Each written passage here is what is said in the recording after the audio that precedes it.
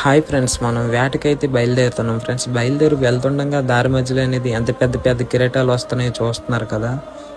ఈ ప్లేస్ ఎందుకు ఇంత భయంకరంగా ఉంది, ఎంత పెద్ద కిరీటాలు వస్తున్నాయో చూస్తున్నారు కదా. మన బోట్ అయితే కిరీటాల పక్క నుంచే వెళ్తుంది, అయినా కానీ మన బోట్కి అనేది ఏం కాలేదు. కిరీటాలు అనేవి దరి నుంచి రావట్లేదు ఫ్రెండ్స్, చాలా డీప్లో నుంచి అనేది కిరీటాలు అనేవి వస్తున్నాయి. కానీ మనం ఉండే ప్లేస్లో అనేది కెరటాలు లేవు. అసలు మనం ఏ ప్లేస్లో ఉన్నాం, ఈ కెరటాలు ఎందుకు వస్తున్నాయని మీకు తెలుసుకోవాలని ఉందా? అయితే చెప్తాను వినండి ఫ్రెండ్స్. తాతయ్య ఉండే టైంలోని బ్రిటిష్ వాళ్ళు మన ఇండియా మీద పడి దోచుకెళ్తున్న టైంలోని ఇటువైపుగా ఒక వాడ అనేది ప్రయాణిస్తూ ఉంది ఫ్రెండ్స్. ఆ వాడు ప్రయాణిస్తున్న వైపు గాలి వేగం అనేది మారిపోవడం వల్ల ఇక్కడ దగ్గరలో వాటర్లో ఉండే ఒక పెద్ద రాయిని ఢీకొని అక్కడే వాడ అనేది మునిగిపోవడం జరిగింది ఫ్రెండ్స్. ఆ మునిగిపోయిన షిప్లో ఎంతో విలువైన తినే ధాన్యాలు, అలాగే వేసుకుండే బట్టలు, ఇంకా మంచి మంచి ఎన్నో విలువైన వస్తువులు అనేవి అదే వాడలో మునిగిపోయి ఉండిపోయాయి ఫ్రెండ్స్.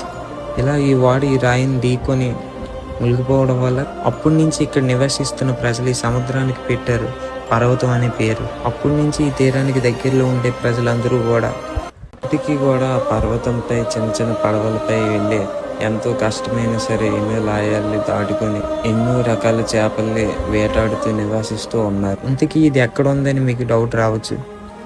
ఇదే మన వైజాగ్కి ఒక 72 కిలోమీటర్ల దూరంలో ఉండే విజయనగరం జిల్లా దగ్గర చింతపల్లి అనే గ్రామంలోనే ఇది ఉంది. ఇది ఏ గ్రామం కాదు, ఇది అయితే మా సొంత గ్రామమే ఫ్రెండ్స్. మరి మీలో ఎంతమందికి ఈ స్టోరీ నచ్చిందో కింద కామెంట్ చేయండి.